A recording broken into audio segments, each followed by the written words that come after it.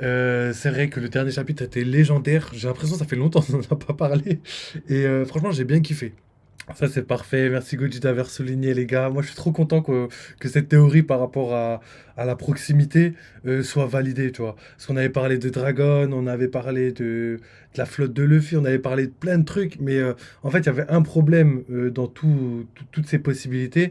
C'était la proximité de l'île. En vrai, on s'en fout d'avoir raison.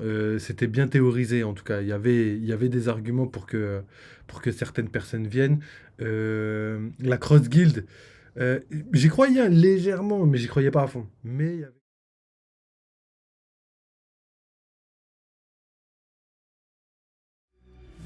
salut les mecs et bienvenue pour un nouveau live. Aujourd'hui, live One Piece, les gars. On va faire quelques petites analyses, on va regarder l'épisode et tout. On va discuter ensemble de tout ce qui se passe là. Et je pense que ça va être assez cool. J'espère que vous êtes bien prêts, bien installés, que tout va bien pour vous. Parce qu'aujourd'hui, ça va être du Goji. Donc, petite analyse de Goji. Dans la dernière vidéo de Goji, React Analyse, c'est Luffy et le dieu d'Elba vont provoquer la guerre de 800 ans très bientôt. Donc, j'ai hâte de voir tous les parallèles, tout le taf qu'il a fait. Je sais que Goji c'est un gros taffeur, on dirait pas comme ça, mais ça se voit, il adore ça, tu vois, il adore taffer, trouver des petits bails et tout, histoire de nous donner plein d'informations. Ouais, Théo, tu m'éclates. Tu m'éclates, n'hésite pas à utiliser les commandes de chat et tout, j'avoue, c'est trop stylé. Alors, je fais un dernier petit réglage parce que je viens de voir la cam, elle bouge. On va mettre un truc pour... Voilà, j'ai oublié de mettre le truc pour la cam.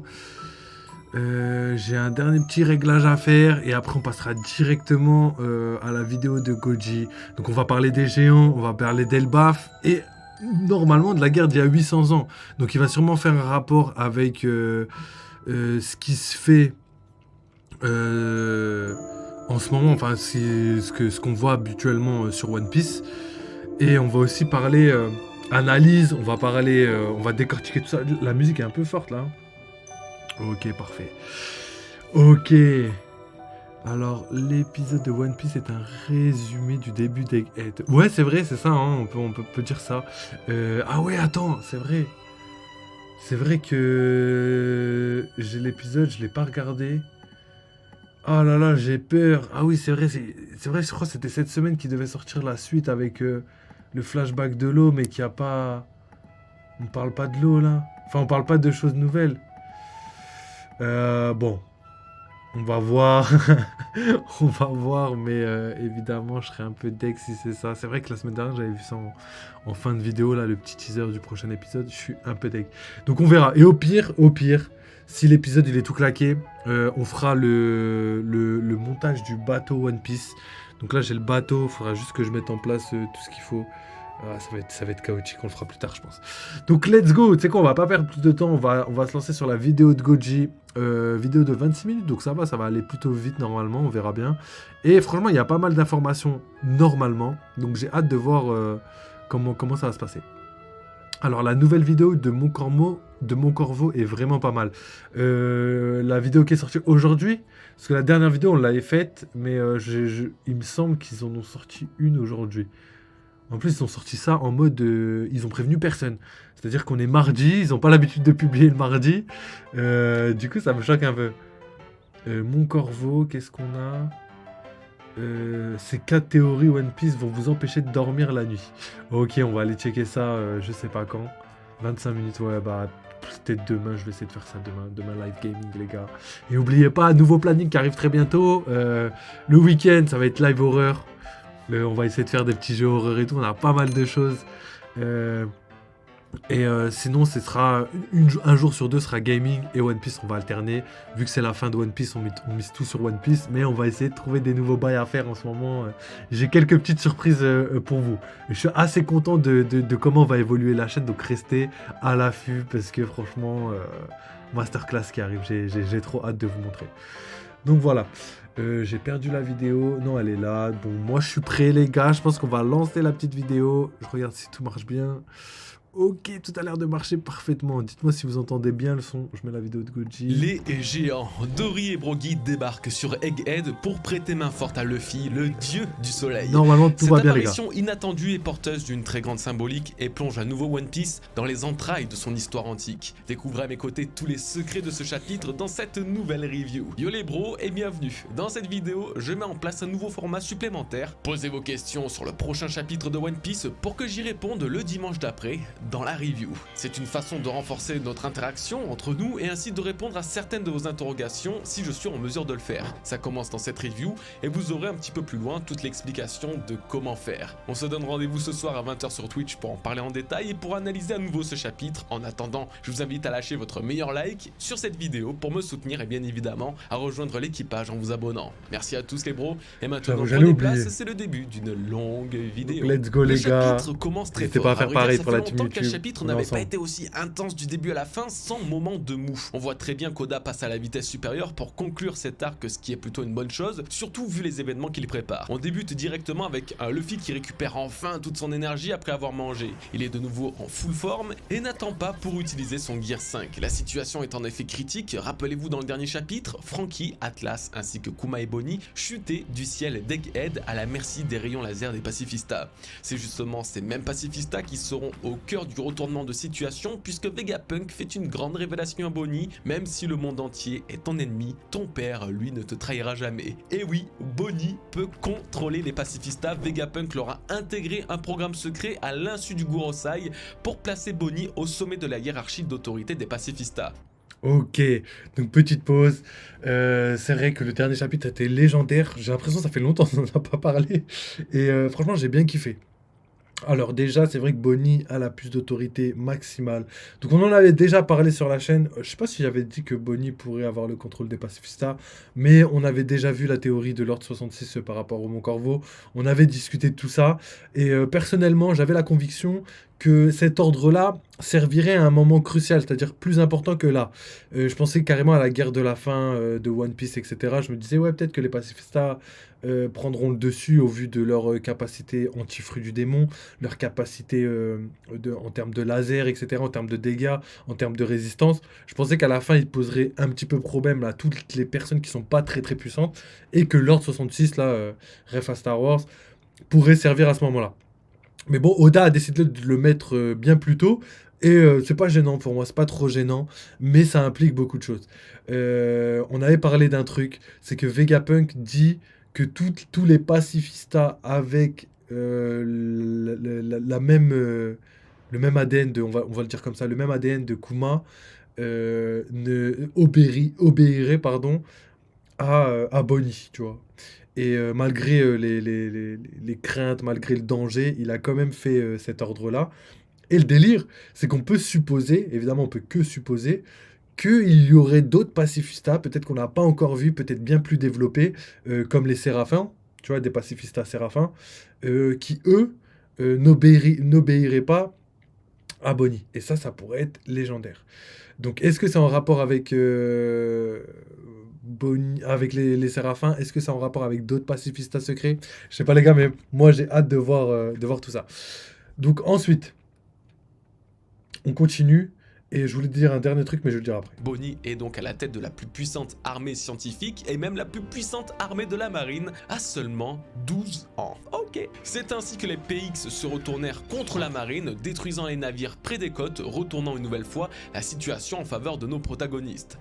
Alors on va déjà s'arrêter ici pour faire un petit point. Bonnie capable de contrôler les pacifistas et quand on y pense d'une logique absolue, surtout après le flashback incroyable de Kuma que nous avons eu le plaisir de découvrir récemment. Honnêtement, j'étais pas du tout dans ce train-là, j'y pensais pas vraiment en fait, puisque avant l'arc d'Egghead, j'avais la sensation que c'était Dragon qui pouvait le faire. Mais ça me va très clairement et l'idée est la même, les pacifistas peuvent être piratés contre le gouvernement mondial et ça vaut tout l'or du monde. En vrai de vrai, la théorie de l'ordre 66 de Star Wars est presque validée, non? La question est désormais de savoir si cette autorité vaut uniquement pour les PX Kuma ou si elle s'applique également aux Séraphins. En effet, au chapitre 1069, lorsque l'ordre d'allégeance des pacifistas est révélé, il concerne à la fois les PX Kuma Kuma et les PX Séraphins, puisque ces deux créations ont le nom de code pacifista. Ok. Et si Bonnie peut également contrôler les Séraphins, ça change absolument tout, puisqu'ils sont d'une puissance et d'une résistance encore supérieures au Kuma. D'ailleurs, ça serait totalement logique qu'elle puisse faire une chose pareille, puisque parmi les Séraphins se trouve un Kuma enfant. Si en reprenant les mots de Vegapunk, ton père lui ne te trahira jamais, et j'ai fait en sorte que chacun des clones de ton père sont programmés pour t'obéir,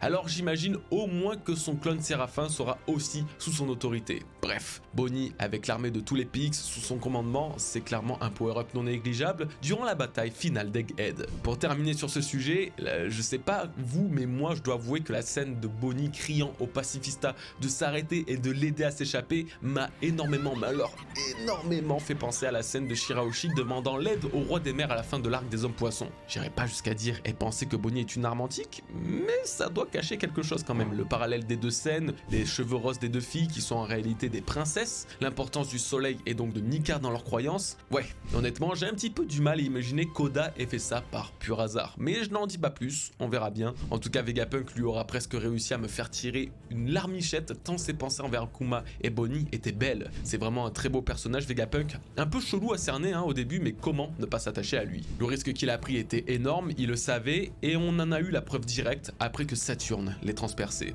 Alors va-t-il mourir? Je ne pense pas pour autant, en réalité je n'aime pas trop ce genre de scène, vu l'outrage que ne cesse de faire Vegapunk au gouvernement et au Gorosei. Saturne aurait dû l'exécuter là maintenant tout de suite, le transpercer sans toucher d'organe vital c'est trop facile. Comme d'habitude, le problème là-dedans ce n'est pas de pas tuer de personnages, mais plutôt que la plus haute instance mondiale censée représenter les ennemis finaux, donc le gouvernement mondial, ne cesse de se faire rouler dans la farine et qu'ils inspirent de moins en moins la terreur. Je pense qu'on parlera de ce sujet ce soir dans le live à 20h sur Twitch, vous comprendrez davantage ma pensée et ma position à ce moment-là. On passe à la suite, Kizaru ne rigole plus. Il a encore une fois l'ordre d'éliminer Bonnie et Kuma, chose qu'il s'apprête à faire avant d'être interrompu et frappé par le dieu du soleil en personne, Luffy. Il revient hilar et sauve le groupe entier en transformant tout son environnement en caoutchouc grâce à l'éveil de son fruit du démon. Le rythme de son cœur résonne dans toute l'île scientifique, activant une nouvelle fois le robot géant antique dans les tréfonds d'Egghead qui semble beaucoup plus bouger que la fois précédente. Vegapunk révèle ensuite à Bonnie le secret de Luffy. Le jeune garçon qui a attiré l'attention de Kuma est l'incarnation du dieu soleil Nika. Un Buster Call ne représente aucun danger pour lui, tant des peuples du monde entier attendent son retour depuis des siècles. Chose qui se vérifie dès la page suivante puisque dans une scène absolument magique,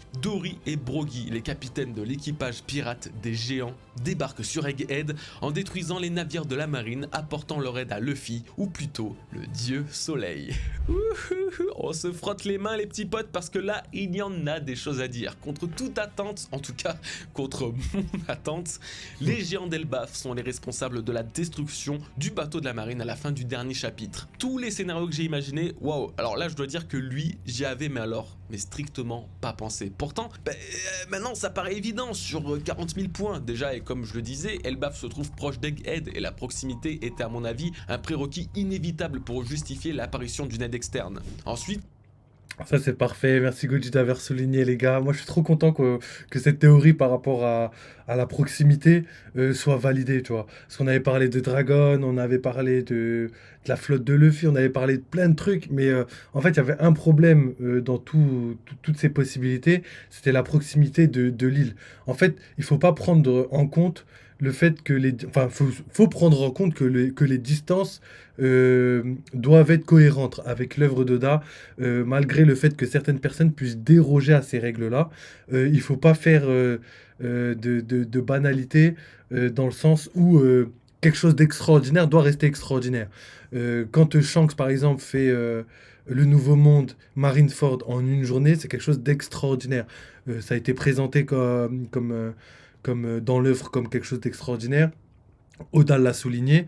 Et justement, le fait que Shanks puisse le faire veut, entre guillemets, dire que personne d'autre peut le faire. Ou très très peu de personnes peuvent le faire. Comme par exemple, j'imagine, le fruit de la téléportation que Van Augur avait à récupérer, qui lui permettrait peut-être de pouvoir faire ceci. Le fruit de Kuma, qui malgré le fait qu'il puisse se déplacer hyper rapidement, il y a quand même un temps de latence entre le moment où il part et le moment où il arrive. Ça dure quand même pas mal d'heures. Donc il ne peut pas claquer des doigts et arriver très très vite. Exactement comme Luffy à Egghead qui peut pas être... Enfin, plutôt Dragon qui peut pas atteindre Luffy à Egghead parce que la distance, même les raisons, quand l'armée des révolutionnaires se déplace, il faut une raison très claire, etc. etc. Donc évidemment, l'armée révolutionnaire va arriver, mais pas tout de suite, je pense. Je reste sur mes positions pour l'instant. Je pense qu'il y a le temps avant de les voir. Pourquoi? Parce que je pense que Oda a mis le mystère autour des personnages qui sont pas censés arriver rapidement. Donc on a vu Shanks et on a vu Dragon qui, eux, conservent leur mystère à 100%. Donc pour moi, ils sont pas censés arriver très prochainement. Je pense sincèrement qu'ils vont arriver... Shanks, il y a plus moyen, tu vois, parce que Elba va arriver, mais comme je vous l'ai dit, il y a un petit détail dans le chapitre où Shanks éclate Kid, là. Un moment à la fin, Shanks dit clairement, bon, il est temps pour nous de partir. Et il s'ensuit le, oh, tu vas nous manquer, oh, etc., etc. Et ça fait écho au fait que dans East Blue, il y a le côté quand Shanks vient à Fushia, il vient et quand il part pendant très longtemps, c'est pendant des années et après quand il revient, c'est très très longtemps après. Donc il y a tout ça qui se met en place et j'ai l'impression que là Shanks et Luffy vont pas se croiser tout de suite. Je pense sincèrement qu'ils vont se croiser après sûrement quand ça va être le moment de trouver le dernier Red Poneglyph et de justement attaquer, j'allais dire attacher mais plutôt attaquer les autres pirates. Je pense à la fin, il doit y avoir un petit truc, tu vois, en mode tout le monde va se battre entre guillemets pour atteindre Raftel, pour avoir tous les raids poneglyphes et tout. Et je pense que la fin, vous la connaissez. On sait qui va réussir à atteindre Raftel. Bon, j'espère que Barbe Noire va pas réussir ou pas avant Luffy, sinon ce serait triste. Et ce qui est pas impossible, hein, d'après les paroles d'Oda. Et en plus, là, il y a Shanks et Barbe Noire qui pourraient se croiser juste avant la dernière île, et ça pourrait faire quelque chose, tu vois. On pourrait revoir Luffy, la rencontre avec Shanks, le combat de Shanks avec Barbe Noire, donc on verrait enfin le power-up, etc. de Barbe Noire. Donc il y a plein de possibilités, les gars, plein de possibilités. Ouais, je Gapadel, comment tu vas? Bienvenue, mon ref. Bonsoir l'équipe, restez courtois dans les commentaires. Sinon, vous allez finir comme Aramaki. Ok, les menaces de Kabadre. Prenez-les pas en compte. Il n'y a rien de... Il y a rien de menaçant dans ces menaces. Vegapunk avait un autre lien avec Elbaf en se rendant sur l'île des géants pour étudier les savoirs des scientifiques d'Ohara préservés par Zoro. Un échange et une relation de confiance est né à ce moment-là, ce qui n'est évidemment pas négligeable. Et j'avoue que là j'avais totalement, mais totalement omis cette partie la semaine dernière. Je sais pas, mon cerveau, il a fait une totale abstraction. C'est terrible, surtout pour un truc aussi gros que les géants. Vous avez compris la blague avec gros, les géants, bref. Pour finir, je sais pas si ça sera vraiment le fil rouge du truc, mais après avoir sauvé les écrits d'Ohara et donc en essayant de faire perdurer les braises de l'ancienne histoire, ils ne pouvaient pas rester les bras croisés après l'annonce d'une attaque sur Egghead. Déjà pour soutenir leur ami Vegapunk et surtout pour éviter que la tragédie d'Ohara, à laquelle ils sont si sensibles, recommence à nouveau. C'est un pléonasme ça. Ouais, bref. Pas de Cross Guild, de Néomats ou de Barbe Noire, non, mais très clairement, aucun regret d'avoir fait toutes ces petites théories dans la dernière review. Ok, donc maintenant qu'on a plus ou moins tout résumé, si on faisait... Ouais, en vrai, il a raison. En vrai, on s'en fout d'avoir raison. C'était bien théorisé, en tout cas. Il y avait des arguments pour que certaines personnes viennent. La Cross Guild, j'y croyais légèrement, mais j'y croyais pas à fond. Mais il y avait quand même des possibilités, tu vois. Je pouvais pas omettre cette possibilité. Par contre, franchement, le fait que ce soit quelqu'un d'Elbaf qui vient, ça me ravit énormément. Parce que justement, c'est tout ce que je cherchais, c'est tout ce que je voulais. Il fallait que ma théorie sur la proximité et la géographie dans One Piece soit prise en compte. Sinon, j'aurais été dégoûté. Alors, je me suis pas coupé les cheveux. Je sais pas, tu parles de Goji? T'es mal le front, frérot. Oh, vas-y. De ce qui nous attend dans cette nouvelle vidéo. Nous allons voir si Shanks sera lui aussi présent et si le risque qu'il rencontre Luffy est vraiment plus élevé puisqu'il était sur Elbaf récemment. Quel est le lien entre le soleil et les géants? Comment connaissent-ils Nika et pourquoi l'attendent-ils? Pour finir, nous verrons ce que tease cette apparition des géants dans un futur plus lointain de One Piece avec l'alliance de toutes les nations antiques à Luffy après des siècles d'attente. Donc écoutez, c'est parti, préparez-vous tranquillou, oubliez pas le petit like pour soutenir la vidéo comme d'habitude. Ouais, le bon village, comment tu vas mon rêve? Merci beaucoup.